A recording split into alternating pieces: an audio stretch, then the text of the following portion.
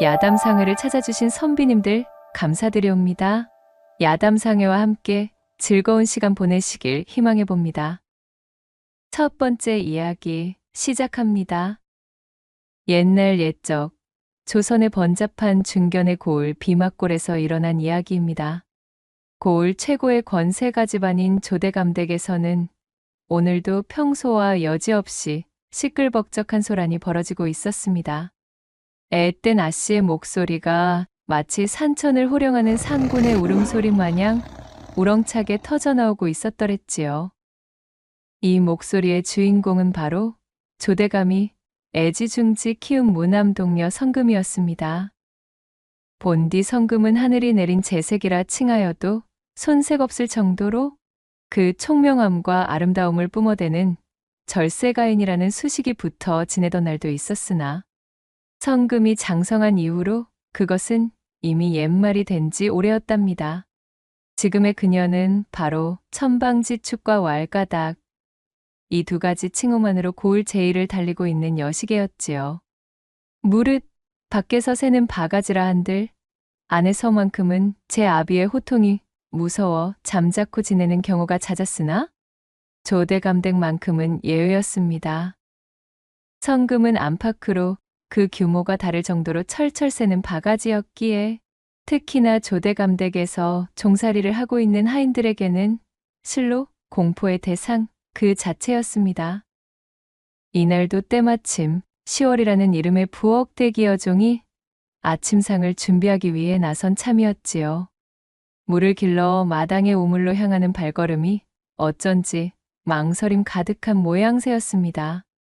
바로 주인 아씨인 성금과 마주치지 않기 위해 동태를 살피고 있던 연유에서였습니다. 낮밤을 구분 없이 펼쳐지는 성금의 장난이 어찌나 심하던지 성금의 눈에 띄기라도 하면 하루가 여지없이 곤욕으로 시작되기 때문이었지요. 허나하늘도 무심하시지. 꼭두 새벽부터 집안 여기저기를 분주히 들쑤시고 있던 성금에게 그만 딱 걸려버리고 말았습니다. 어머, 얘, 시월아. 너 마침 아주 잘 만났단다. 으악, 아씨. 일이 이른 시각부터 이미 기침해 있으셨답니까요? 10월이의 얼굴이 벌써부터 수심이 깊어지고 있었습니다. 방금 저 밑에 개울가에서 너희 서방님을 만났지 무언이? 내 너를 위해 친히 이곳까지 데리고 왔단다. 예, 서방님이요? 아니, 저에게 느닷없이 무슨 서방이 있다 그러셔요. 자신에게 무슨 장난질을 할지 벌써 두려워진 치월이가 잔뜩 경계하며 묻자 성금이 희죽거리며 대답했지요. 그것은 내가 직접 보면 알지 않겠느냐? 자, 여기 입이라도 맞춰보거라. 오늘 밤은 너희 침소에서 이 서방님과 아주 흡족하게 보내도록 하려무나? 깍! 엄마야! 아씨! 말을 마친 성금이 시월이의 목깃 속에다가 어른의 손바닥만한 개구리를 쏙 집어넣으며 낄낄대는 것이었습니다. 시월이는 그야말로 흑빛으로 착색된 얼굴이 되어 저승사자를 만난 표정으로 고래고래 소리 지르며 마당 여기저기를 혼비백산 뛰어다녔지요. 눈물 콧물을 줄줄 흘리며 제발 개구리를 빼내달라 아우성을 치다 그만 거품을 물고 혼절해버렸습니다. 이와 같이 성금은 호기심과 호승심 그리고 주체하지 못하는 왕성한 장난기로 똘똘 뭉쳐있던 천방지축의 여인이었습니다. 그야말로 체력도 여느 사내들 못지않아 지치는 법도 없이 온데를 쏘다니며 제 집 하인들을 골려대는 일로 하루 일과를 시작하는 악취미로 하인들을 공포에 떨게 하였답니다. 어느 날은 새 사냥을 하겠답시고 돌팔매질을 깨우치더니 사정을 살피지도 않은 채 무턱대고 쏘아대는 통에 마당을 쓸고 있던 마당쇠의 머리에 돌이 날아들어 맞박을 깨워놓질 않나. 엄동설한 살얼음판에 몰래 함정을 만들어 놓고서는 머슴을 유인하여 빠뜨리고는 지독한 곧불에 걸리게 하질 않나. 성금의 돌을 넘는 장난질은 그뿐만이 아니었습니다. 다른 대감집의 지체 높은 양반네들은 천하고 더럽다며 제 손으로 직접 손대는 법이 일절 없는 닭을? 성금은 무려 닭장 속까지 기어들어가 아무렇지도 않게 덥석덥석 잡아드는 것이었습니다. 그리고는 행랑채에서 곤히 잠들어 있는 시월이의 방에 냅다 풀어버려? 아닌 밤중에 닭의 푸드덕 날갯짓 통두께를 두드려 맞고 깜짝 놀라버린 시월이가 기어이 졸도까지 하게 만들지 않았겠어요. 또한 어느 날에는 행랑아범의 바지춤 안으로 몰래 불씨가 남아있는 불쏘시개를 집어넣어 행랑아범의 호두알이 경을 치를 뻔했던 날도 있었지요. 게다가 점차 나이가 차게 된 성금의 호기심과 장난질은 더욱 고약해져만 갔으니 남녀지간의 운우지정을 어르는 영역까지 그 호기심을 넓히게 되는 것이었지요. 해마다 장난과 괴롭힘의 강도가 갈수록 고약해져 이를 오롯이 버텨내야 하는 하인들은 정말이지 죽을 맛이었습니다. 지상에나 참말로 이러다 아씨의 장난질에 걸려 경을 치든 요절이 나든 뭔 일 터지는 것은 시간 문제구먼. 내 몸이 후들거려 이 집 종노릇은 도저히 못해 먹겠네 그려. 추노꾼에게 잡혀 멍석마리를 당한다 해도 내 더 이상 요렇고롬은 못 살겠구먼. 양반가에서 일을 하다 도망치는 천비들은 대부분 세경이 짜거나 노역이 몹시 고된 경우였지만 이 조대감 댁에서는 그 궤가 달랐습니다. 바로 성금의 지나친 장난질을 견디기가 어려워 도망치는 하인들이 대부분이었으니까요. 고을 최고의 권세가였던 하늘 같은 조대감의 세를 비호삼아 성금의 말괄량이 같은 장난꾸러기의 행보는 멈출 줄을 몰랐습니다. 그러나 이런 성금에게도 천적은 존재하고 있었으니 조대감 댁에서 이 천방지축 성금을 상대할 수 있는 유일한 사람은 바로 10년째 조대감 댁 살림을 도맡아 처리하고 있는 고씨성의 집사였습니다. 그는 단 한 번도 자신의 실제 이름을 밝힌 적이 없는 조금은 비밀스러운 사내였어요. 그저 자신은 고씨성을 가진 자인이 고가 혹은 고집사 정도로 불러달라고만 하였지요. 언젠가 조대감이 성금에게 넌지시 고집사는 본디 번듯한 가문에서 태어났으며 집안이 통째로 억울한 누명에 휘말려 풍비박산을 맞이하게 된 사연을 품고 있으니 그에게 깊이 관여치도 그를 괴롭히지도 말라 이른 적이 있었답니다. 아무튼 고집사의 숨겨진 사연을 딱하게 여긴 어느 지역 감사의 소개로 그를 조대감에게 소개시켜주게 되었고 고집사의 인품을 알아본 조대감이 자신의 집안에 들여 집사로 일하게 된 처지였습니다. 본디부터 학식이 뛰어났던 고집사는 영민하고 계산에 특히 밝았습니다. 또한 일처리가 시원하여 금세 조대감의 신뢰를 높이 사게 되었지요. 고집사는 어느새 조대감 댁의 중요한 재원으로 발돋움해 있었습니다. 조대감이 고집사를 높이 사는 또 하나의 이유는 바로 성금의 유년 시절 때부터 그녀를 돌본 경험으로 다져져 있는 그의 묻어난 성품이었습니다. 성금의 천방지축을 다루는 솜씨가 매우 능숙하고 유려하여 유독 성금은 고집사 앞에서만은 맥을 추지 못하는 것이었지요. 그녀는 여느 하인들과는 다르게 고집사를 허물없이 대하며 그를 곧잘 따르곤 했습니다.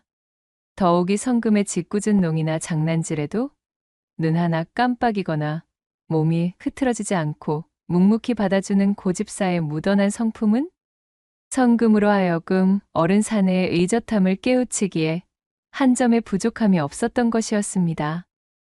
그러던 중 어느 날 성금의 고약한 장난을 위해 근방의 물가에서 작당을 하다 그만 발을 헛디뎌 풍덩물에 빠져들고 말았고 의외로 깊은 수심에 비단 옷이 흠뻑 젖는 바람으로 성금은 점점 물속으로 빨려들다시피 하고 있었지요. 졸지에 이대로 물귀신과 동행하겠구나 하며 막혀오는 숨에 포기하려던 찰나 어디선가 불쑥 고집사가 달려오더니만 그대로 물에 뛰어들고는 성금을 건져내는 것이었습니다. 아씨, 괜찮으십니까? 고집사. 감았던 눈을 뜨자 걱정 어린 표정으로 자신을 내려다보는 고집사의 얼굴이 보였고 새파래진 입술을 벌벌 떨며 죽음의 공포에 발을 들인 성금은 그만 울음을 터뜨리고 말았습니다. 아씨께서 물에 빠지셨다는 소리를 듣자마자 달려왔습니다. 제가 당도할 때까지 버텨주셔서 천만 다행입니다. 이 말을 끝으로 고집사는 바들바들 떨고 있는 성금을 안아 달래주었고, 성금은 그날을 기점으로 제가 빠진 물에 뛰어든 꼬락서니와 똑 닮은 모양새로 고집사에게 풍덩 빠져들고 말았지요. 그렇게 시간이 지나면 지날수록 성금은 이 비밀스러운 고집사의 매력에 점차 물들어가고 있었습니다. 자신의 집안을 숱하게 거쳐간 머슴들과는 그 결이 사뭇 다른 훤칠함과 다부진 외모까지 겸비한 고집사에게 성금은 제 마음을 몽땅 저당 잡힌 상태가 되어 있었습니다. 그 마음은 때때로 밤마다 성금이 발칙한 상상의 나래를 펴게 하는 원동력으로 작용하곤 하였지요. 어머나 세상에, 이게 다 무엇을 하는 작태들이야? 어머어머, 천하에 이렇도록 망측한 모양새를 하고 있다니. 조대감 몰래 숨겨둔 추나집을 꺼내보며 얼굴을 빨갛게 물들인 성금이 홀로 상상의 춘정을 쌓으며 추나집 속의 사내에게 머릿속 고집사의 얼굴을 가져다 붙여놓고는 깜찍하기 그지없는 수준의 손장난을 치고는 하였지요. 그녀는 자신의 감정이 이다지도 요동치는 이유가 정확히 어떤 것인지는 모르는 철부지 교수였지만 그것이 고집사에게 향하는 연심에서 비롯되고 있다는 것만은 확실하게 깨닫고 있는 터였습니다. 제 장난을 너끈히 받아낼 줄 아는 내구력과 고집사 특유의 어른스러움이 성금의 마음을 간지럽히기에는 부족함이 없었어요. 그녀는 고집사와 대화하며 어울리는 시간들이 가장 즐겁고 재미있었습니다. 궁금한 것이나 짓궂은 호기심이 어린 것들을 물어보면 고집사는 언제나 턱턱 답을 내주곤 하였으니 이러한 기발한 모습에 성금이 어찌 신이 나지 않을 수가 있었겠어요. 저기 있잖아, 고집사. 나 뭐 물어볼 것이 있어. 네, 아씨. 그것이 무엇이신지요? 일전에 서책을 읽다 보았는데 말이야. 거드몰이라는 말이 대관절 무슨 말이야? 하루가 저물고 있던 어느 저녁날이었습니다. 곳간에 쌓아둔 겨울나기 곡식들의 재고파악 업무로 한창 분주하던 고집사의 소매춤을 성금이 끌어잡으며 질문하는 것이었습니다. 이런, 아씨, 또 어디서 그런 말을 들으신 geb니까? 그런 말은 아녀자의 품행에 하등 도움되지 않는 말이니 사용치 아니하는 것이 좋으시겠습니다. 고집사의 대답에 성금이 두 눈을 동그랗게 뜨고 반문했지요. 왜? 그게 뭔데 그러는 것이야? 궁금하니 어서 알려줘. 응? 이것 참, 정말이지 아씨는 못 말리겠습니다. 고집사는 어쩔 수 없다는 듯 재고를 작성하던 붓을 내려놓으며 한숨을 쉬고 대답하였어요. 그러니까 거드몰이란 남녀가 의복을 입은 채로 행하는 합일의 방사를 가리키는 말입니다. 합일의 방사? 그렇다면 그것은 설마? 예, 그 설마가 맞을 geb니다. 아씨. 호, 그래, 그렇단 말이지. 거드몰이라는 것은 그러한 말이었구나. 고집사가 난색이 된 얼굴로 주의를 주려 입을 열렸는데 성금이 배시시 웃으며 말했지요. 과연 고집사는 대단해. 고집사는 무엇이든 척척 대답을 내놓으니 질문할 맛이 난단 말이야. 어찌하여 그리도 모든 것을 훤히 깨고 있는 것이야? 과찬이십니다, 아씨. 저라고 하여 어찌 모든 것을 다 알고 있겠습니까?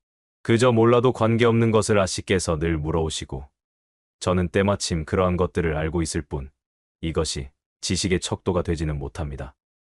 그렇지만 고집사가 박식하다는 사실은 변함이 없다고 생각하는 바야. 그나저나 아씨, 언제나 그렇듯이 대감마님께서 아씨의 이러한 삿된 호기심이 맺은 갈증을 넙죽넙죽 해갈해주는 비밀인 사가 바로 저라는 것을 아시게 되는 날에는 저의 목숨이 성치 않을 것임은 자명한 일입니다. 그러니 제발 언사의 단정을 기해 주시지요, 아씨. 다른 곳에서도 그런 단어를 함부로 발설하고 입 밖에 내시면 아니 되십니다. 물론 아버님께는 비밀로 할 테니 걱정하지 마. 다른 하인들은 이런 걸 가르쳐 주지 않는단 말이야. 게다가 나는 고집사랑 이렇게 대화하는 일이 너무 즐거운걸? 아버님께 들키게 되면 또 고집사랑 대화도 하지 못하게 나를 방에 연금하실 것이 뻔하지. 아마도 그 재미없는 바느질이나 시키며 여인네들의 덕목을 깨우치라 잔소리를 하실 테고 말이야. 성금이 입술을 삐죽이며 툴툴거리자 고집사가 눈을 깜박이며 물었습니다. 바느질이 그렇게도 재미가 없으십니까? 뭐? 그걸 말이라고 하는 게야? 바느질같이 방구석에 앉아 손이나 놀리는 짓은 따분해서 몸져 누울 것 같단 말야. 참으로 이래서야 조신한 신부가 되시기는 몽땅 글러버렸습니다, 아씨. 아씨께서 장차 어느 집안과 혼사를 치룰지는 아직은 알 수 없겠지만 제가 보기에 아씨의 미래 서방님이 되실 분은 참으로 고생 꽤나 치루실 듯합니다.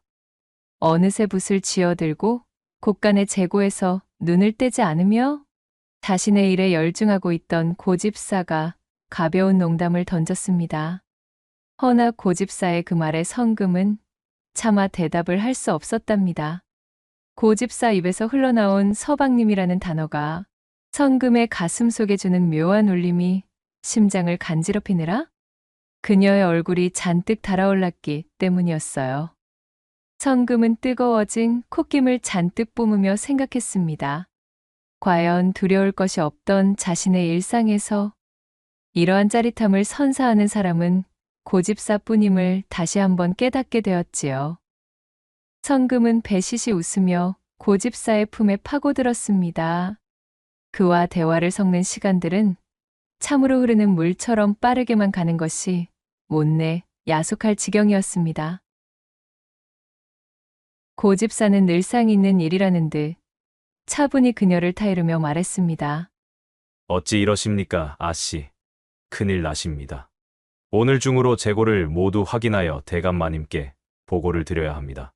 일이 귀찮게 구시다 대감께 들키시면 또 한 시진간 바느질 처벌이 내려지실 겁니다. 허허, 성금이 이 못난 것이 내 이럴 줄 알고 있었느니라. 또 일하고 있는 고집사를 귀찮게 하며 못 살게 굴고 있느냐? 고집사의 말이 끝나기가 무섭게 성금의 목소리를 듣고 곳간으로 들이닥친 조대감이 성금의 귀를 잡아당기며 혀를 찼습니다. 아야야, 아버님. 아프다고요. 이것 좀 놓고 좀. 아이, 진짜?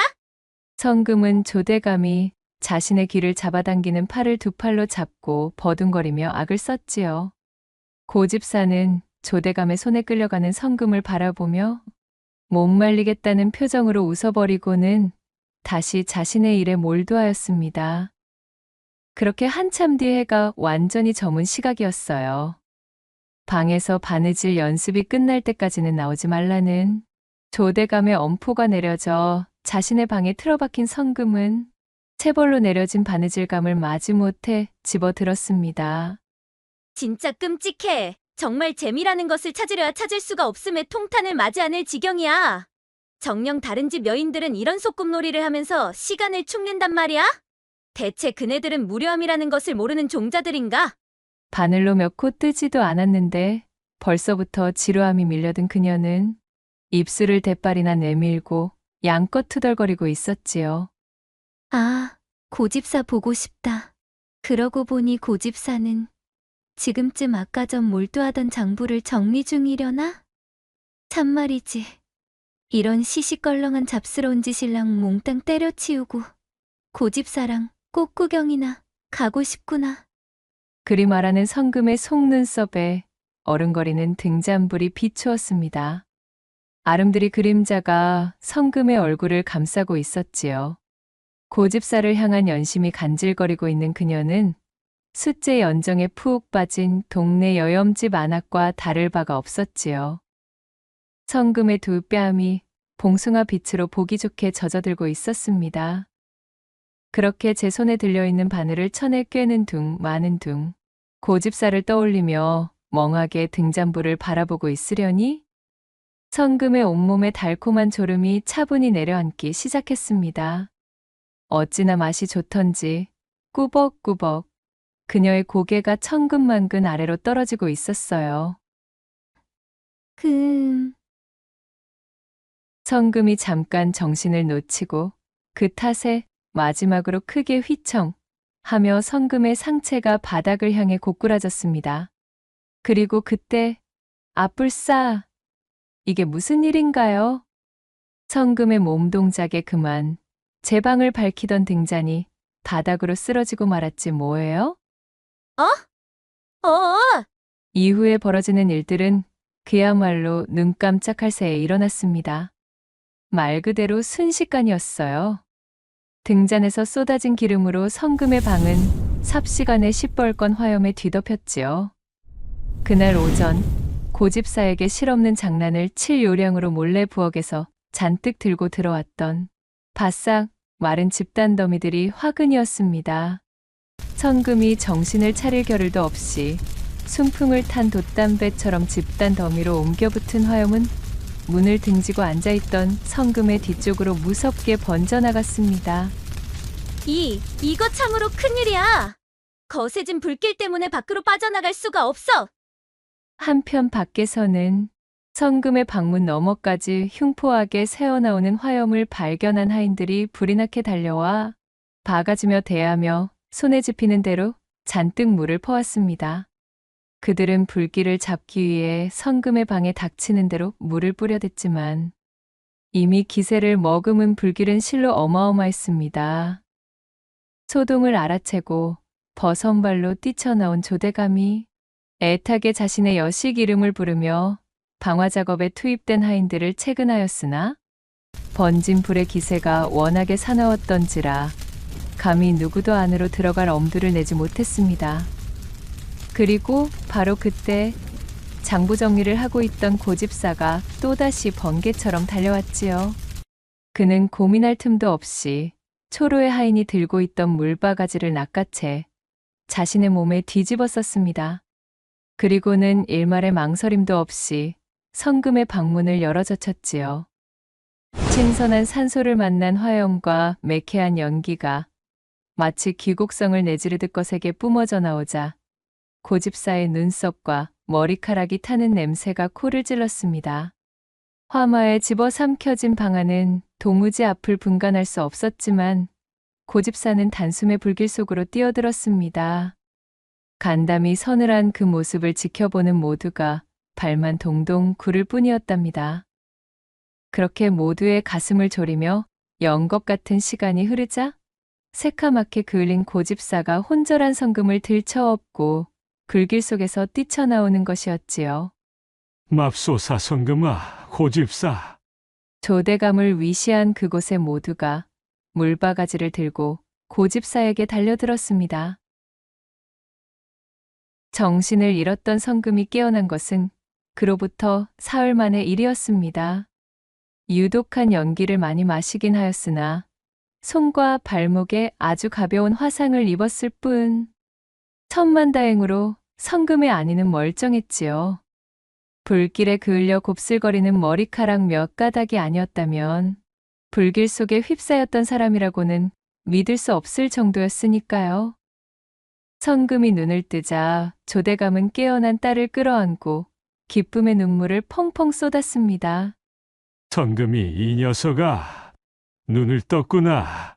내가 잘못되기라도 하면 어쩌나 걱정이 태산이었다. 아버님, 제가 어찌 아무것도 기억이 나질 않사옵니다. 대체 제가 어찌 무사할 수 있었단 말인가요? 성금이 맥 빠진 목소리로 질문하자 조대감이 침통한 얼굴로 답했지요.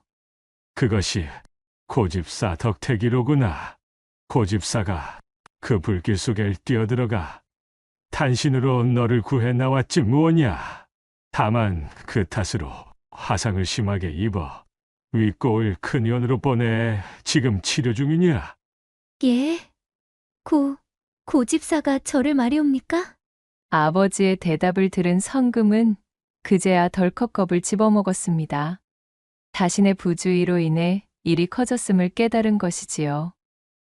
자신을 구하려다 고집사가 크게 다쳤다는 소리를 들었으니 성금의 눈앞이 새카맣게 타들어가는 듯 했습니다. 그녀의 머릿속은 삼경의 어둠이 들이닥친 듯 현기증을 느껴 도로 쓰러질 지경이 되었지요. 결국 고집사를 향한 죄책감과 자신에 대한 원망으로 견딜 수 없었던 성금은 아비인 조대감을 껴안고 펑펑 오열하고 말았습니다. 조대감은 그런 채 여식의 등을 쓸어주며 모든 것이 괜찮을 것이라고 위로를 해줄 수밖에 없었습니다. 그날 이후로 시간은 흐르고 흘러 무려 한 달여 만에 치료를 마치고 의원에서 나온 고집사가 조대감의 집으로 돌아오게 되었습니다. 훤칠하던 고집사의 몸 여기저기에는 중화상을 입은 상처투성이었지요. 한눈에 보기에도 심한 상처들이 남아 그날 화마가 삼킨 때의 긴박함을 고스란히 간직하고 있었습니다. 고집사가 집으로 돌아온다는 소식을 들은 성금이 꼭두 새벽부터 기다리다 대문을 열고 그를 맞이하는 소리가 마당에서 들려왔습니다. 고집사. 괜찮아? 상처가 아프지는 않은 거고? 움직이는 것에 불편함은 없고? 걱정하실 것 없습니다, 아씨. 괜찮습니다. 튼튼한 것이 장점인 저에게 이쯤은 끄떡도 없지요. 그러나 저러나 아씨가 무사하신 것이 천만다행입니다. 그러한 엄청난 화마에 더 이상 불길이 번지지 않았던 것은 하늘이 도우신 덕택입니다. 몸이 저리 만신창이가 되고서도 자신부터 걱정하는 고집사를 본 성금은 내내 참고 있던 눈물을 왈칵 쏟아내기 시작했답니다. 고집사. 정말 미안해. 정말이지. 너무 미안해. 모든 것이 다 내 잘못이야. 내가 조금만 조심성이 있었다면, 내가 조금만 얌전한 아이였다면, 천방지축 왈가닥에 성정이 없었으면, 그랬으면 고집사가 이런 꼴을 보지는 않았을 텐데. 그 옛날 물속에서 나를 건져주었을 때, 그때 깨달음을 얻고 얌전한 아이가 되었으면 좋았을 것이라고 얼마나 생각했는지 몰라. 나 때문에 물세례도 모자라 이제는 불까지. 난 정말 구제불능이야. 흡사 어미의 눈치를 보는 갓난아이처럼 통곡하느라 눈물과 콧물 범벅으로 엉망이 된 성금. 그런 그녀를 내려다보며 고집사는 그저 사람 좋은 웃음을 보일 뿐이었어요. 어이구, 그만 울음을 그치십시오, 아씨. 이거 참으로 다 큰 처자가 우는 모습이 이것이 무엇합니까? 재통을 지키셔야지요. 아래 것들이 보면 면이 서지를 않습니다. 아씨가 일이 무사하시니 그것으로 다 되었습니다. 고집사는 울음에 삼켜져 딸꾹질까지 하는 성금을 다정하게 위로해 주었습니다. 그리고 그날 이후로 성금은 제 고약한 심성과 장난기를 거짓말처럼 몽땅 내다버리게 되었지요. 그녀는 마치 해를 갈구하는 해바라기처럼 고집사의 뒤만 쫓아다니기 시작했습니다. 아침부터 하녀를 골탕 먹이기 위해 분주하던 모습도, 머슴들의 지게에 장난을 치려 연장을 뒤적거리는 소리도, 달장 속으로 기어들어가 고약한 꾀를 내려 키득거리는 표정도 거짓말처럼 사라졌답니다. 돌아온 고집사는 묵묵히 기존의 집사 일에 매진하였습니다. 자신이 가진 꼼꼼함과 성실함 그대로 화상을 입기 전과 진배 없이 업무를 처리했지요. 허나 한 가지 문제가 있었다면 그것은 바로 자신을 대하는 태도가 너무도 변해버린 성금이었습니다. 그녀는 지난날의 왈가닥 말괄량이가 아니었습니다. 정신을 차린 성금에게 오니얼 망아지처럼 천방지축이던 모습은 도무지 찾아볼 수가 없었던 것입니다.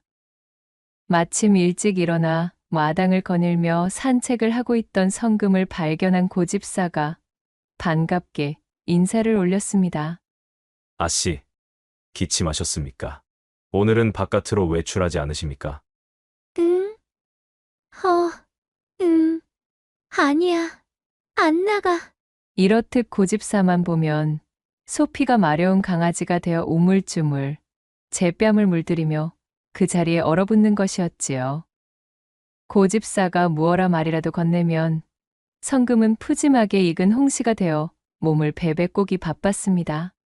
그러다 고집사가 집안의 살림을 보러 장터에 가거나 심부름을 위해 어디 나서기라도 하면 어디선가에서 성금이 쏜살같이 튀어나와 그 뒤를 졸졸 쫓아다니는 것이었습니다. 그간 그녀의 고약한 장난질과 윽박에 시달리던 하인들은 완전히 변해버린 아씨의 모습을 보며 아연실색할 수밖에 없었습니다. 그렇게 계절이 지나고 선선해진 어느 가을밤, 늦도록 계속되던 장부 정리를 마친 고집사가 호롱불을 끈 후 고단한 몸으로 자리에 누웠습니다. 그가 막 잠에 빠지려는 찰나 살며시 행랑채의 방문이 열리는 소리가 들렸습니다. 이리 깊은 밤에 자신의 침소에 드나들 사람이 없는 것을 잘 알고 있던 고집사가 수상한 소리를 듣고 벌떡 몸을 일으키며 외쳤어요. 이 밤중에 기별도 없이 누구십니까? 쉬! 조용히. 소란 떨 것 없어, 고집사. 장차 고집사의 정인이 될 사람이 들어왔으니깐 말이야. 나지막이 들려온 목소리의 주인공은 다름 아닌 성금이었습니다. 아니, 아씨. 이 시각에 어쩐 일이? 고집사는 그 뒷말을 채 끝낼 수도 없었습니다. 뒤집어 쓰고 있던 장옷을 벗어던진 성금은 호치마 차림에 너무도 간소하고 민망한 모습이었기 때문이었지요. 아씨, 이것이 대체 무슨 망측한 차림새이옵니까? 정녕 이러시면 아니 되십니다. 그야말로 눈이 튀어나올 만큼 놀란 집사가 황급히 일어서려는데 고집사를 완강히 밀친 성금이 떨리는 목소리로 말했습니다. 나 이제 더 이상 숨길 생각도 참고 지낼 생각도 없어졌어, 고집사. 몇 날 며칠을 장고하여 내린 결정이니 이제는 내가 정한 대로 밀고 나갈 뿐이야.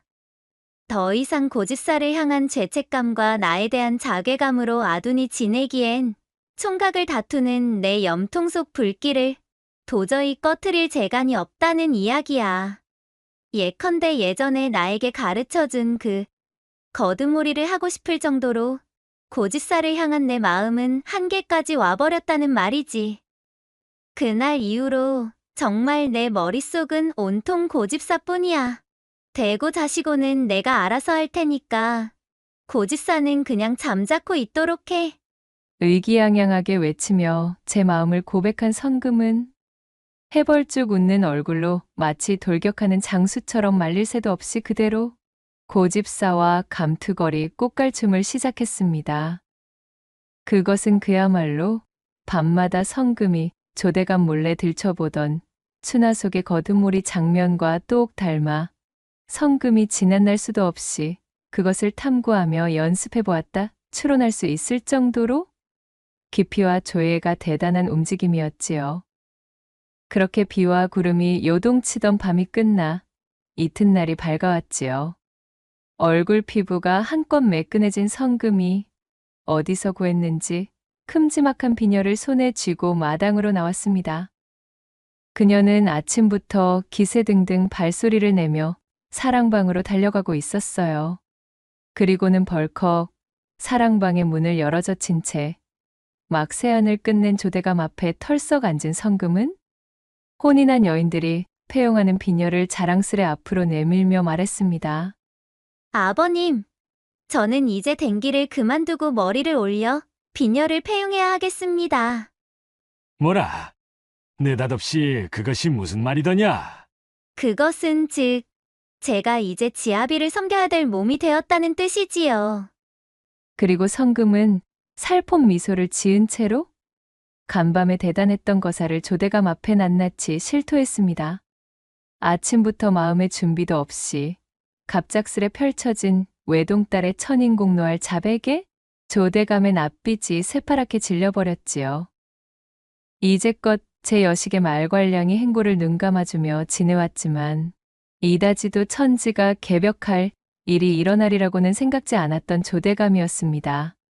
세상의 사대부 명문 양반과의 혼인도 하지 않은 여식이 그래 제 집의 행랑채에 기거하는 집사를 그것도 아녀자 쪽이 먼저 찾아들어 사내와 합의를 맺다니요. 하지만 그런 조대감의 눈치는 아랑곳없이 성금이 말했습니다. 아버님, 일이 이렇게 되었으니 저는 이 비녀를 꽂아 고집사의 배필이 될 일만 남아버렸습니다. 그러니 아버님, 고집사를 제게 넘겨주셔야만 하겠습니다. 아니, 뭐가 어쩌고 어째? 이 철없는 것이 정령실성이라도 한 모양이로구나. 순식간에 집안이 발칵 뒤집히고 말았습니다. 아무리 여식의 목숨을 2번이나 구해준 생명의 은인이고 착실하고 똑똑한 청년이라 한들 고집사는 고용인으로 부리고 있는 하인의 신분이었으니까요. 권세가 집안의 외동딸을 하인에게 선뜻 내어주는 일은 쉽지 않은 노릇이었답니다. 게다가 그 외동딸이 무려 집사를 먼저 유혹하여 야음을 틈타 감탕질까지 서슴지 않았다고 제 입으로 자백까지 하였으니 머리끝까지 화가 뻗친 조대감이 소리쳤습니다. 이 아비의 눈에 흙이 들어가기 전에는 결단코 그러한 일이 용서되지 않을 것임을 알 거라. 하나밖에 없는 여식이 우리 가문의 망신을 자처할 셈이냐? 이런, 아버님, 말씀은 바로 하셔야지요. 가문의 위상이라 한다면 이미 천방지축으로 지내던 지난날에 제가 부지런히 먹칠을 해두지 않았겠습니까? 그러니 다행스럽게도 더 이상 지킬 위상도 남아있지 않사옵니다. 새하얀 종이 위에 시커먼 먹을 먹이면 그것은 티가 나는 법이나 이미 까맣게 먹이 든 종이 위에 먹을 더 뿌린다 해도 티가 나질 않으니 이것이야말로 안심 아니겠사옵니까? 되지도 않는 궤변을 능글맞게 대답하는 딸의 뻔뻔함에 조대감은 어안이 벙벙했습니다. 정신을 가다듬은 조대감이 녹이 서린 눈으로 말했습니다. 지금 너의 그 마음이 그 기백이 정령 철없는 순간에 지나가는 감정이 아님을 자신할 수가 있겠느냐? 내가 진정 집사를 마음에 품고 있다면 목숨과도 바꿀 용기가 있느냔 말이다. 네, 있습니다. 고집사가 화마에서 절 구해주었듯이 절하고 못할 것이 어디 있겠사옵니까? 그래, 그렇단 말이지. 그러하다면 좋다. 여봐라, 고집사를 불러오거라. 대감의 불호령이 떨어지길 잠시 후 호출을 받은 고집사가 사랑방에 들었지요. 금방이라도 불을 뿜을 듯이 노한 조대감과 그 앞에 앉아 자신을 올려다보며 마치 천생연분인 제 낭군을 만난 새색시처럼 천진난만하게 웃고 있는 성금을 번갈아 본 고집사는 한눈에 분위기를 읽을 수가 있었습니다. 아씨의 모양을 살펴보자니 벌써 모든 것을 실토하신 모양이로군요. 대감마님, 참으로 죄송합니다. 기침을 하신 이후 제가 먼저 고할 작정이었으나 한 발 늦고 말았습니다. 죽을 죄를 지었습니다. 소인이 그만 불찰하여 이러한 일이 벌어졌습니다. 그만! 거기까지만 하게나! 자네는 잠자코 거기 앉아있게. 내 딸이 지금 자네를 위해 목숨을 담보로 이 아비의 시험을 치를 것이니 말이야.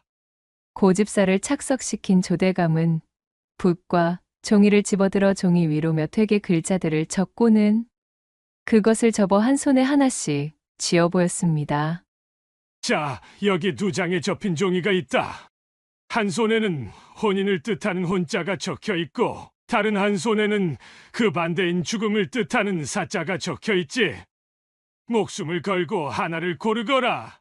성금이 네가 나의 딸이라 하여 여지껏처럼 어영부영 넘어갈 것이란 생각은 썩 떨쳐두는 것이 좋느니라. 만약 내가 내 손에 쥐인 2가지의 패 중 사자를 뽑는다면 너와 고집사의 목숨은 사대부 명문가의 위신을 걸고 이 아비의 손으로 직접 거두도록 할 것이니 말이야. 조대감이 녹이 서린 눈을 빛내며 딸의 얼굴 앞에 자신의 양손을 내보였습니다. 쩌렁쩌렁 울리는 조대감의 말에는 감히 거짓이라고는 찾아볼 수 없는 박력이 느껴졌지요. 이에 긴장한 고집사가 마른 침을 삼키며 무릎을 꿇고 조대감에게 사죄를 올리려는 찰나 어허, 멈추셔요. 제 서방님이 되실 분이 그 무릎이 그리도 가벼워야 쓰겠습니까? 그러더니 성금은 일말의 고민도 없는 동작으로 조대감의 왼손에 쥔 종이패를 골라잡고는 그럼 아버님, 저는 이쪽의 종이로 택하겠어요. 라고 말하더니 펼쳐보지도 않은 그대로 등잔불로 가져가 태워버렸습니다. 아니, 이게 지금 무슨 짓이더냐? 종이패를 펼쳐보지도 않고 태워버리다니!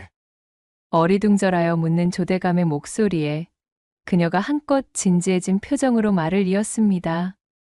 이유를 말씀드리겠습니다. 자, 아버님의 남은 오른손에 잡고 계신 종이를 펼쳐보셔요. 거기에 혼인이라 쓰여 있다면 당연히 제가 뽑아 태워버린 종이는 죽음일 테니 제 목숨을 기꺼이 내어놓겠습니다. 허나 아버님의 손에 남은 종이에 죽음이라 쓰여 있다면 제가 뽑아 태운 종이는 그 반대인 혼인임이 당연하므로 고집사를 제게 내어주셔야 합니다. 어떠신가요? 제 말이 맞지요? 그러니 어서 펼쳐 보이셔요. 성금의 말을 들은 조대감의 표정이 천천히 굳었습니다. 그것은 마치 외통수를 맞은 듯한 표정이었답니다. 딸의 눈에 서려 있는 총기와 결연함을 읽으며 한참 동안이나 말이 없었지요. 이윽고 조대감은 오른손에 쥐고 있던 종이를 등잔불에 붙여 태우고는 나지막이 말했지요. 고집사, 네, 대감어른. 내 딸아이를 잘 부탁함세. 아무래도 내가 이 아이를 얕잡아 보고 있었나 보구만. 사실 내 양손에는 모두 죽음이 적힌 종이가 쥐어져 있었다네. 어느 손에 들어있던 종이패를 뽑든 자네와의 혼인만은 반대할 목적으로 말일세. 한데 이 아이가 못난 이 아비의 술책을 그 짧은 틈에 파악하고는 자신이 뽑은 종이를 보이지 않고 바로 태운 것이라네. 내 양손에 쥐고 있던 패가 모두 죽음이었으니 당연히 태우고 남은 내 손에 쥐어진 패도 죽음이 쓰여 있음을 알고 말이야. 그렇다면 자신이 뽑은 패는 죽음의 반대인 혼인이 적혀 있었다는 것으로 우기면 되는 일이니 말일세. 그것을 인정치 아니하면 내 스스로 거짓된 패를 넣었음을 실토하는 꼴이니 그 역시 외통수고 말이야. 딸 자식을 생각한다는 미명 나래버린 일이니 너무 노여워는 말게나. 조대감은 자신의 앞에서 생글생글 웃으며 이야기를 듣고 있던 성금을 바라보았습니다. 대감의 눈에는 기특함 그리고 고집사를 향한 미안함이 공존하고 있었지요. 허나 저 아이의 영특함과 자네를 진정으로 생각하는 마음이 내 생각 이상으로 자라있어 아비로는 고집을 꺾을 수 없으니 자네가 곁에서 잘 돌봐주게나. 자네처럼 내 딸아이도 자신의 목숨을 걸고 자네를 선택하였으니 말일세. 조대감은 고집사의 손을 잡아주었고 그제서야 잔뜩 긴장하고 있던 마음을 한시름 놓은 고집사는 겸연쩍은 듯 천천히 고개를 끄덕여 보였습니다. 서방님, 성금은 폴짝 자리에서 뛰어올라 고집사를 와락 껴안으며 세상에서 가장 행복한 웃음을 지었답니다. 그리하여 현명하게 사랑을 쟁취해낸 성금의 웃음소리가 가득한 조대감네 사랑채 너머로는 근사한 가을이 아름답게 무르익고 있었다는 후문이 옵니다. 두 번째 이야기 시작합니다. 옛날 옛적 조선시대의 한 작은 산촌 마을이었던 병리골에서 길을 지나가고 있는 웬 선비 하나를 두고 고을 생원 2명이 신바람 나게 수군거리고 있었습니다. 어이구, 저것이 누구신가? 우리 마을에서 가장 유명한 총각 백면 선생께서 이리도 오래간만에 행차를 하셨구만 그래. 오라! 저치가 바로 그 유명한 백면서생 협택이로구만. 기생 오라비가 따로 없을 정도로 허여멀건하니 거참으로 곱구만 고아. 저리도 고아 마음에 차는 여자가 없으니 아직도 총각인가? 그들의 목소리에는 누가 봐도 아기가 가득한 조롱이 숨어 있었지요.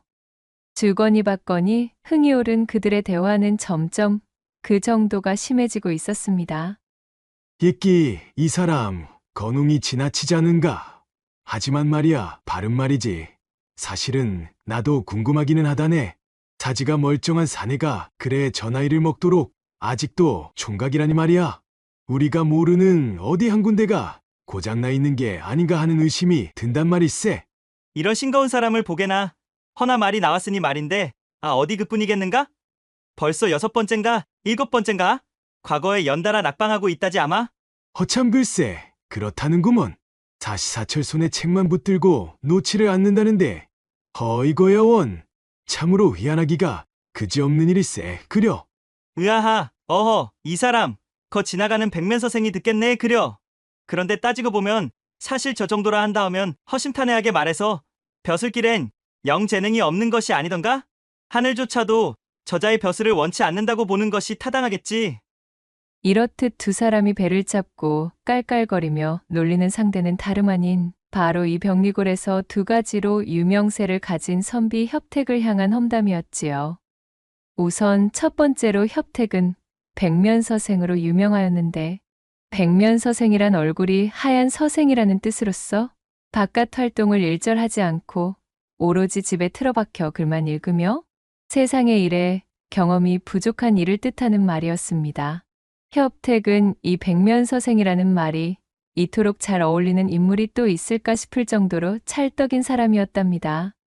그리고 나머지 두 번째로 이 협택은 곱상하고 허여멀건 외모와는 다르게 찰대로 찬홍기를 넘어 무르익어가고 있던 노총각이었습니다.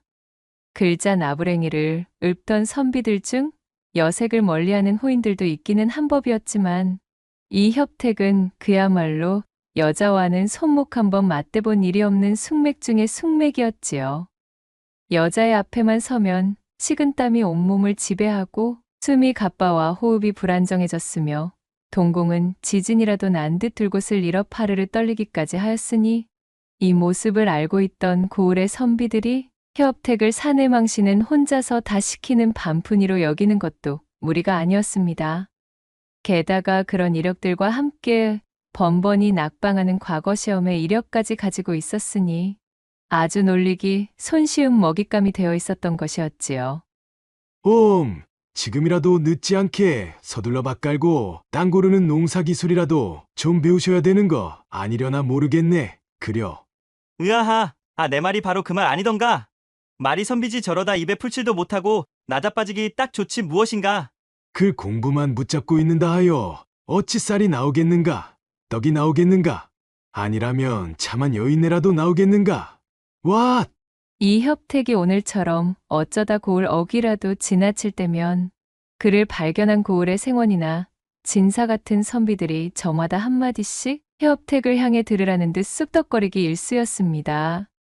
매사 소심하고 원체 타인과 다투는 것을 즐기지 않는 성미였던지라 수컷스러움이 부족한 곱상하고 여린 협택의 외경까지 더해지니 사람들이 그를 낮잡아 보는 데에 한몫 거들고 있었던 것이지요.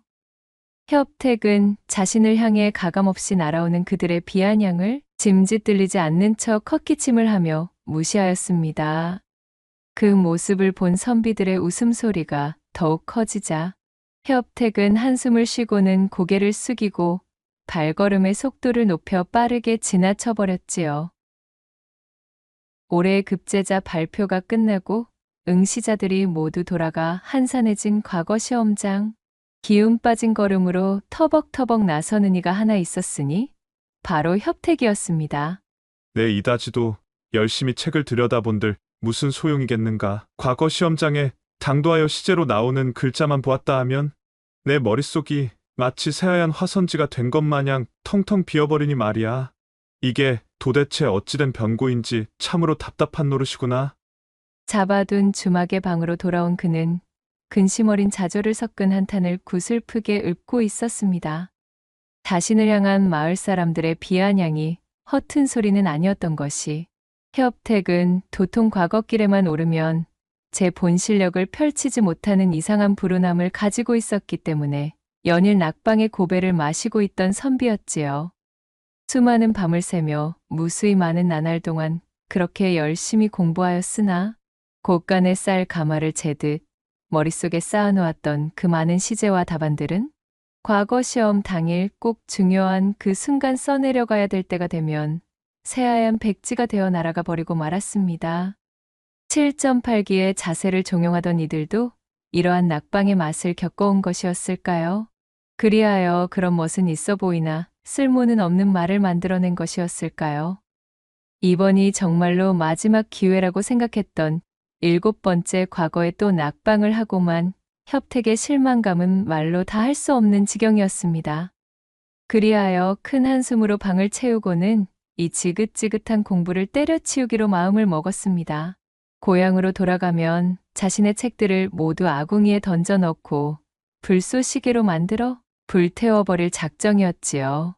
고을 사람들의 말이 하나 틀린 것이 없도다. 이리도 열심히 문을 두드렸으나 손에 쥐지 못한다는 것은 예게는 재능이 없다는 말과 같은 게지. 협택은 답답한 마음에 밖으로 나와 한양의 한 허름한 주막에서 쓰디쓴 고배의 잔을 마셨습니다. 그는 무겁게 마음을 짓누르던 과거 시험의 악몽을 떨치려 평소 입에도 대지 않던 탁배기를 연거푸 들이키고 있었지요. 이제 모든 걸 포기하고 낙향하면 내 언제 다시 이 한양에 발을 들여보겠는가. 내일부터는 그저 마음의 짐을 내려놓고 노자가 떨어질 때까지 여기저기 구경이나 다녀보아야 하겠구나. 이제 과거 시험도 포기한 마당에 이 드넓고 국적이는 한양 땅을 언제 또 밟아보랴 싶어진 협택은 날이 밝자마자 짐을 꾸려 나들이 길에 나섰습니다. 자신을 과거 시험에 낙방시킨 한양 바닥이 웬수같이 느낄 법도 하련만 이곳저곳 풍물 가게들을 둘러보다 보니 협택은 배알도 없이 눈에 쌓이는 즐거움에 그만 자신도 모르게 신바람이 들었습니다. 그렇게 한참을 한양의 저작거리를 헤매며 나들이 삼매경에 빠져있던 중 행락객들이 빠져나간 으슥한 골목에서 차림새가 허름한 초로의 노선비 한 명이 쓰러져 있는 것을 발견하였지요. 아니, 이보시오!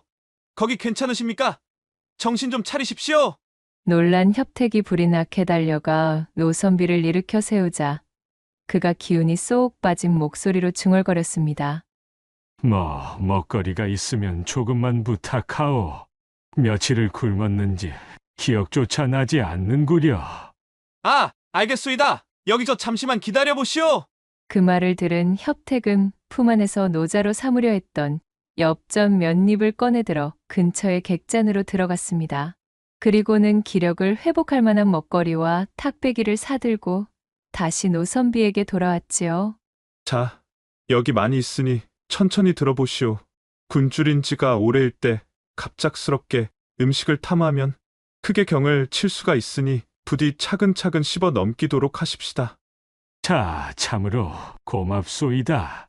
노선비는 길 한 구석에 자리를 잡고 앉아서는 협택이 내민 먹거리 보따리에서 쑥개떡을 한 점 집어들었습니다. 그것을 입에 넣고는 탁배기 호리병을 들이켜며 부지런히 배를 채우기 시작했지요. 그 모습을 보던 협택도 때마침 시장하던 참이었던지라 노선비의 먹부림을 보고는 뱃속에서 꼬르륵 우는 소리가 들려왔지요.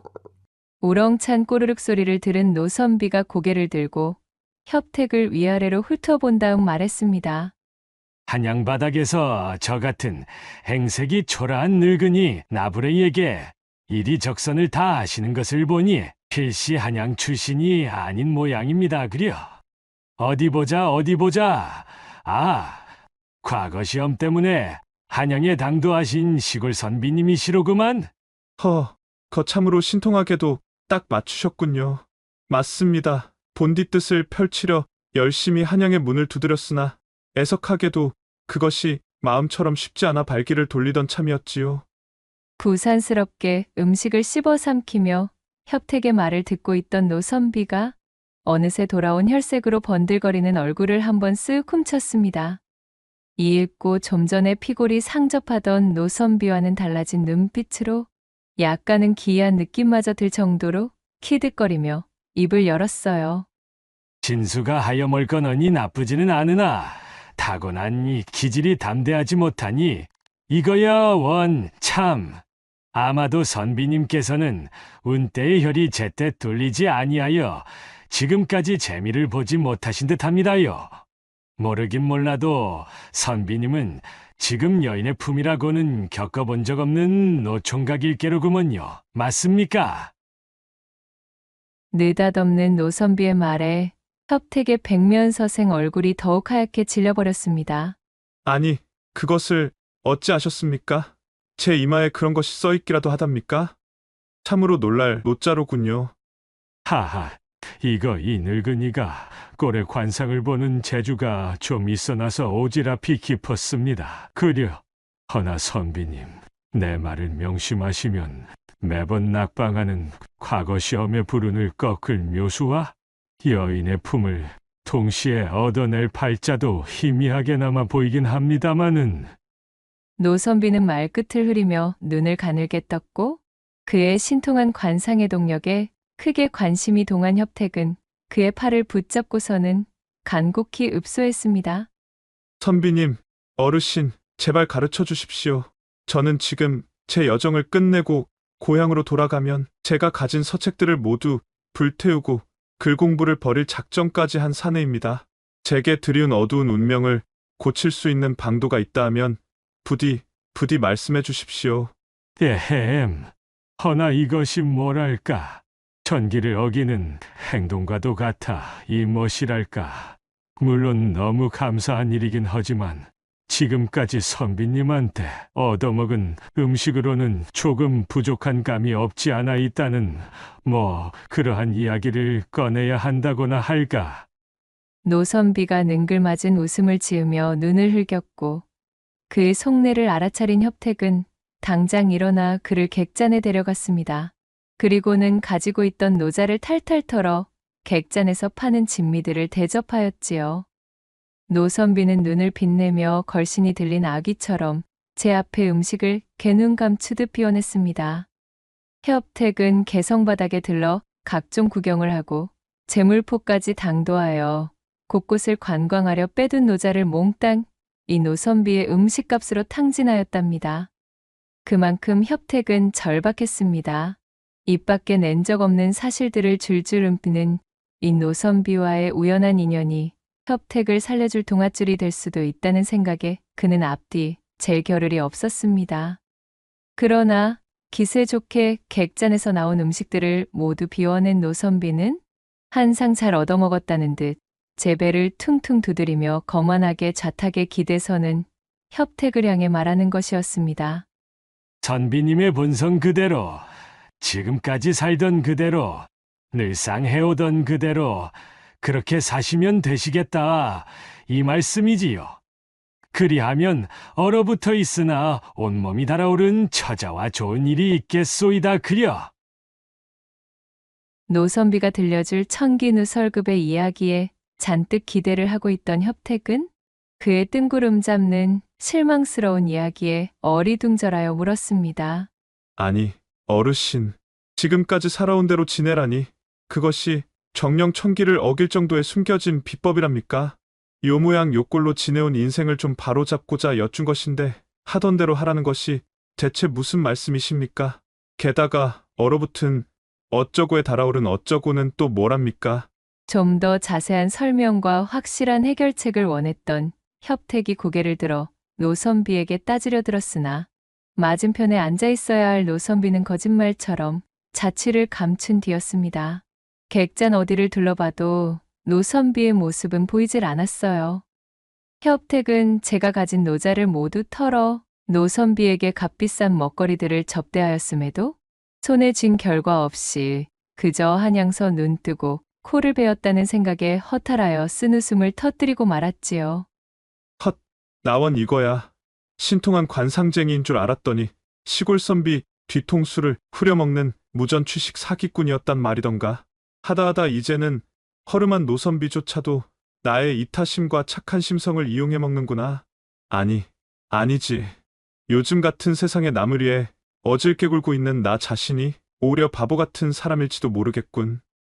아주 좋은 공부를 했다 손치고 비싼 학창료를 지불하였다 여기고 말아야겠구나.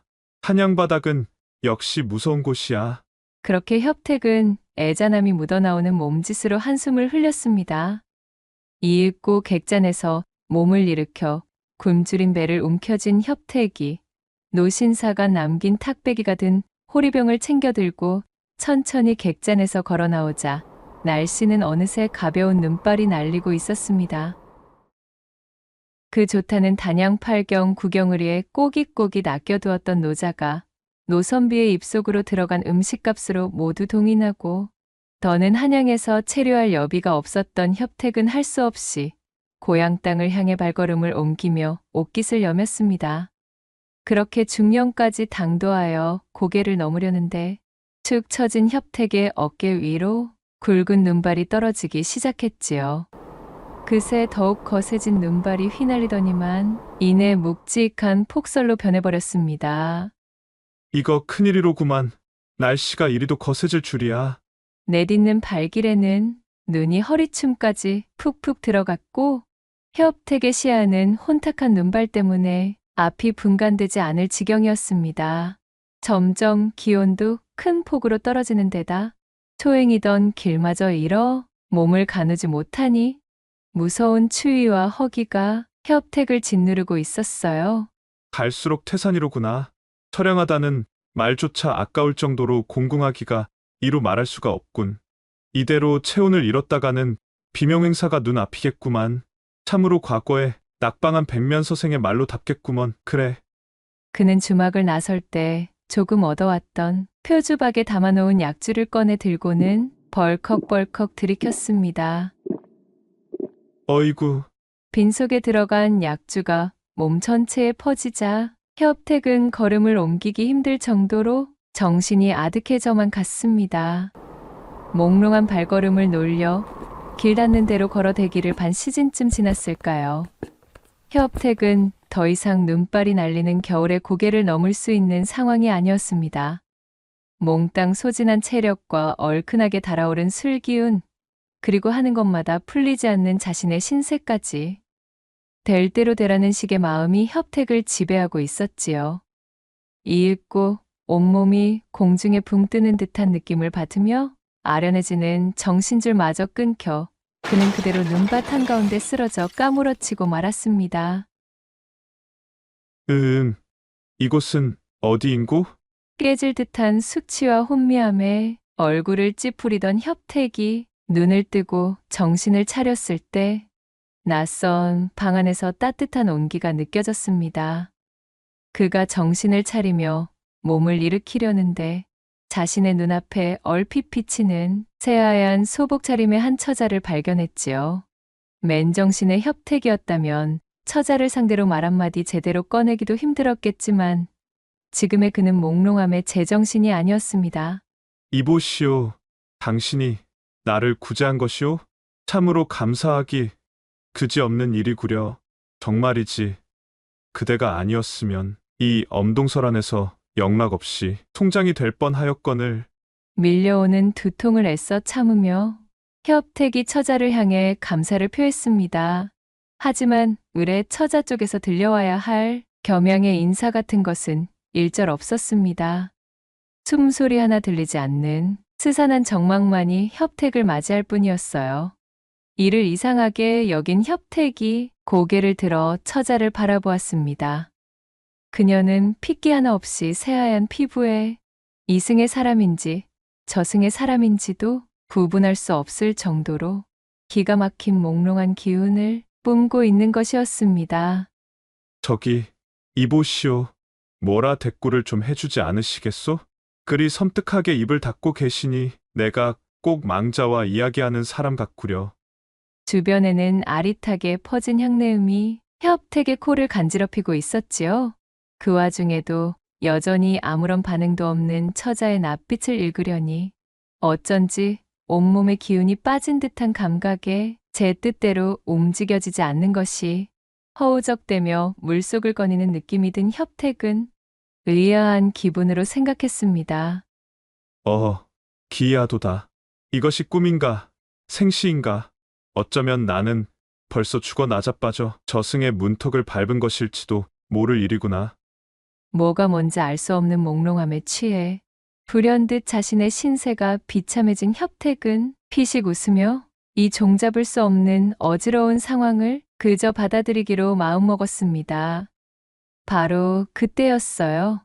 줄곧 아무런 말도 없던 처자가 협택의 곁으로 다가오며 그의 가슴팍에 자신의 손을 척 얹는 것이 아니겠어요. 그리고는 어루만지듯이 손을 움직여 협택의 몸을 훑어나가는 것이었습니다. 처자의 손길을 받아내던 협택은 고개를 끄덕이며 생각했습니다. 자신 같은 비루한 숙맥의 백면서생에게 이리도 저돌적인 행동을 취할 처자가 있을 리 없고, 그리하여 이것은 한바탕 기이한 꿈속의 일부일 것이라고 말이지요. 이보시오, 처자. 나는 이제 모르겠소이다. 이것이 꿈이든 생시이든 이승이든 저승이든 고배만 마셔온 내 인생이 그저 우습기에 한 번쯤은 내 마음대로 해볼 작정이오. 내 목숨을 구해주셨으니 기왕 구해주신 김에 조금만 더 적선하는 셈 치시고 이 못난 놈의 이판사판을 받아주시구려. 그렇게 현실이 아니라는 확신의 용기를 잔뜩 얻은 협택은 방 안 가득 깔려있는 진한 향내음을 크게 한번 들이켰습니다. 그리고는 방 한쪽에 어슴풀에 켜져 있던 송화를 끄고 처자의 곁으로 다가섰지요. 그리하여 비몽사몽 간에 사랑을 나누게 된 협택. 한참이나 실랑이를 벌이며 얼렁뚱땅 일을 치르고 있는데 무언가 이상해도 단단히 이상했습니다. 그것 참. 이것이 무슨 조화인지. 협택이 땀이 뻘뻘 흐를 만큼 열성을 다해 갖은 음양의 조화를 부리는데도 자신의 품에 파묻힌 처자의 몸은 마치 동태 마냥 차갑기 그지없었습니다. 칼바람이 부는 얼음장에 갇힌 마냥 서늘한 냉기가 감돌고 있지 뭐겠어요. 이리도 격렬히 합판을 치르고 있음에도 불덩어리가 되어 타올라야 할 자신과 처자의 육신은 냉랭한 기운이 뿌리 박혀 좀채불이 붙을 생각을 하지 않는 것이었어요.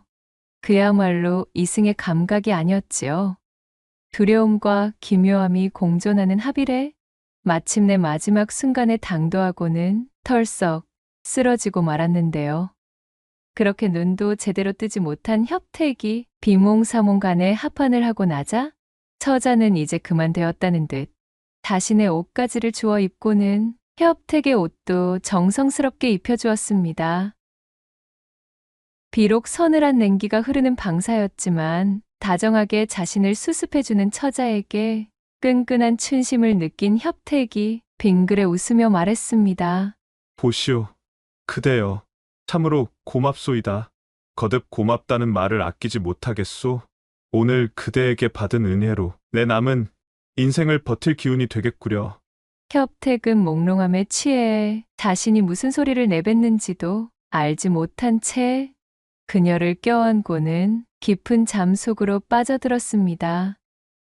그리하여 머나먼 곳에서 희미하게 새벽 닭이 우는 소리가 들려왔고 새아침에 동창이 밝아왔습니다. 한껏 개운해진 몸으로 잠에서 깬 협택. 이윽고 마른 세수를 하며 기지개를 켠 그는 주변을 둘러보고는 아연실색하지 않을 수 없었습니다. 자신의 품에 안겨 있어야 할 처자는 온데간데 없고 자신이 누워있던 방은 버려진 지 좋기 몇 년은 되어 보이는 흉흉하기 그지없는 폐가였던 것이지요. 바닥엔 잡동사니와 낙엽이 뒹굴고 있었고 문풍지들엔 구멍이 숭숭 뚫려 밝은 날에 봐도 섬뜩하기가 이루 말할 수도 없는 장소였습니다. 아니, 대관절 이것이. 협택은 몸을 일으켜 옆방으로 건너갔어요. 그런데 웬걸, 이게 무슨 조화인가요? 그곳에는 동사한 듯한 모양새의 시신 세 구가 멍석에 말려 놓여 있었습니다. 으악, 이것이 무엇인가? 멍석 중 하나를 들춰본 협택은 그 자리에서 엉덩방아를 찌우며 넘어지고 말았습니다. 멍석 아래의 시신은 분명 간밤 자신과 합판을 치룬 그 처자였던 것이지요. 나머지 두 구의 시신은 처자의 부모로 보이는 노인과 노파의 것이었습니다. 우악! 사람 살려! 그야말로 뒷덜미가 쭈뼛 써버린 협택은 미친 사람처럼 소리를 빽 지르고는 뒤도 돌아보지 않고 불이 나게 뛰쳐나와 미친 듯이 내달리기 시작했습니다. 차를 파고드는 한겨울의 차디찬 공기에도 온몸에서 땀을 비오듯 쏟으며 도망치던 협택. 그렇게 얼마나 달려댔을까요? 헐떡거리는 숨을 고르며 잠시 멈춰 서고는 뒤를 돌아 자신이 도망쳐온 폐가 쪽을 바라보았습니다. 한껏 땀을 빼자 비로소 머리가 맑아져 생각이 올바로 선 것이었지요. 협택은 입김이 펄펄 나오는 중령 한복판에 멈춰선 채 고개를 저었습니다. 아니지, 아니야. 내 비록 입신양명은 하지 못하였기로서니 마지막까지 이리 부끄럽게 행동할 수야 없지. 이승의 사람이었든 저승의 사람이었든 간밤 내 목숨을 구해준 존재 아닌가. 얘도 다하지 않고 내빼는 것은 금수만도 못한 처사일이라. 협택은 침을 꿀꺽 삼키고는 이내 굳게 마음을 정한 듯 발길을 되돌려 폐가로 돌아갔습니다. 그는 정성스레 시신을 수습하고는 마당에 널브러져 있던 호미 하나를 주워들었습니다. 그리고는 남양의 햇살이 잘 드는 뒷산자락으로 당도하여 눈을 치우고 구덩이 3개를 팠습니다. 꽁꽁 얼어붙은 땅바닥을 파내는 것이 여간 힘든 일이 아니었지만 그는 자신의 도포 자락이 더럽혀지는 것도 아랑곳하지 않고 열심히 땅을 파내려 갔습니다. 휴, 그래 이 정도면 얼추 되었다고 볼 수 있겠구나. 협택은 파낸 자리에 정성스레 3사람을 묶고는 끙끙거리며 땅을 덮어 봉분도 올려주었습니다.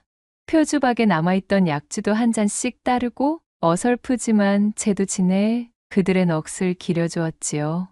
부디 극락왕생하소서. 내 자세한 사연은 모르겠으나 이 모진 세상 한이라도 헐을 풀어버리시고 저 세상에서는 행복하게들 사시오. 그렇게 녹초가 될 정도로 모든 일을 끝마치고 돌아오니 온종일이 걸려 또다시 날이 저물어 있었습니다. 어디 보자. 이제 마지막 일만 남았구나. 잠시 묵념하며 마음속으로 예를 올린 그는 곰방대를 붙이던 부싯돌을 꺼내 들어 처연하게 자리 잡고 있던 폐가의 불을 놓았습니다. 이로써 다른 나그네들이 홀릴 일은 없겠지. 이젠 모든 것이 홀가분하고 안심이로구나. 활활 타오르는 폐가의 불을 바라보는 협택의 얼굴에는 힘들고 지쳤지만 뿌듯한 개운함이 서려 있었어요. 성큼성큼 발걸음을 내디뎌 지친 기색도 느끼지 못할 기세로 산 넘고 물을 건너 그렇게 정처 없이 밤길을 걷다 보니 어느새 협택의 눈앞에 주막 하나가 들어왔습니다. 귀신이라도 씬 몰골로 들이닥친 협택을 본 주모가 화들짝 놀라며 입을 열었지요. 어이구, 총장이라도 치우고 온 사람 행색이시오. 협택의 사연도 모른 채 농일합시고 건넨 그 말에 협택은 쓰게 웃고는 말했습니다. 뭐 그럭저럭 비슷하오. 그나저나 여기가 대체 어디오? 내 길을 잃고는 하염없이 걷다 보니 예까지 당도하였는데 도통 어디인지 모르겠구려. 그리고는 주모에게 자신한테 일어났던 꿈만 같던 그 모든 상황들을 몽땅 설명해 주었지요. 그의 이야기를 가만히 듣고 있던 주모가 별 희한한 사람 다 보겠다는 표정으로 말했습니다. 예끼 여보시오. 그 말을 나더러 믿으라는 것이오. 선비님께서 말씀하신 그 중령곡에는 여기서 자그마치 150리도 넘게 떨어진 곳이오. 눈이 잔뜩 쌓인 그 험하디 험한 산길을 하룻밤 사이에 이리 당도할 수 있는 거리가 아니라 이 말이오. 꿈속의 여인과 가지신 시간은 퍽 재미가 좋으셨겠지만은 약주가 지나치셨거나 아직 꿈에서 헤어나지 못한 모양입니다. 그려. 들어본 소리 중에 가장 믿을 수가 없는 소리구만. 싱거운 소리 그만하고 방에 들어가 뜨끈하게 몸이라도 녹이시오. 아실란가 모르겠소만은 선비님 몸에서 시치가 진동을 합니다요. 협택의 말을 믿지 못하는 주모가 뱉은 시치라는 말에 협택은 그저 웃어버렸습니다. 시취라. 하기사, 그렇겠지. 나조차도 내게 일어난 일들을 믿을 수 없으니 말이오. 그는 쓰게 웃어 보이고는 주모가 안내한 방으로 들어갔습니다. 그리고는 쓰러져 눕자마자 밀려오는 엄청난 피로감에 협택은 까무러치듯 잠에 빠져들고 말았어요. 선비님, 일이 꿈에 찾아온 것을 용서해 주셔요. 어렴풋이 들려오는 여인의 목소리. 협택은 겨우 실눈을 뜨고 귀를 열어 여인의 음성이 나오는 곳을 바라봤습니다. 지난 밤 자신이 품었던 새하얀 소복의 그 처자였지요. 그녀는 다소곳이 정돈된 모습으로 협택을 내려다보고 있었습니다. 이윽고 그녀가 협택에게 큰 절을 올리고는 눈물을 쏟아내며 나긋나긋 이야기를 시작했어요. 작년 가을 마을에 역병이 돌아 마을 전체가 졸지에 병사하여 풍비박산이 나고 말았습니다.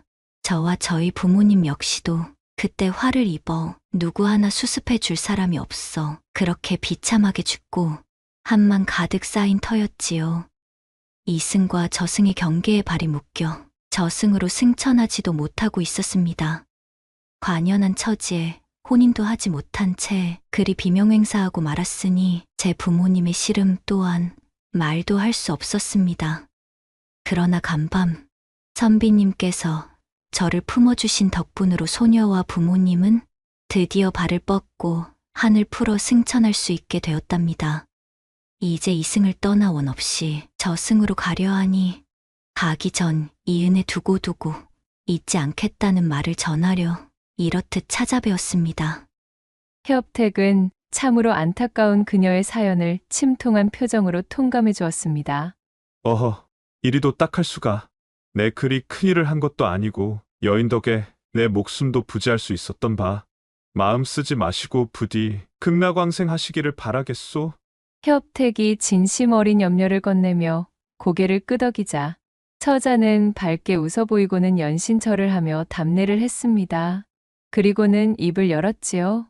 소녀가 마지막으로 한 가지 더 드릴 말씀이 있사옵니다.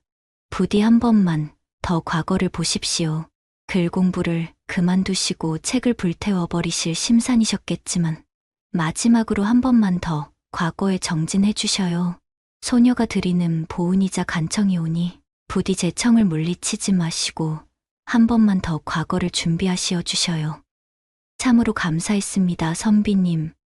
그 말을 끝으로 여인의 형체는 깨끗하게 사라져버렸고 협택은 잠에서 깨어났습니다.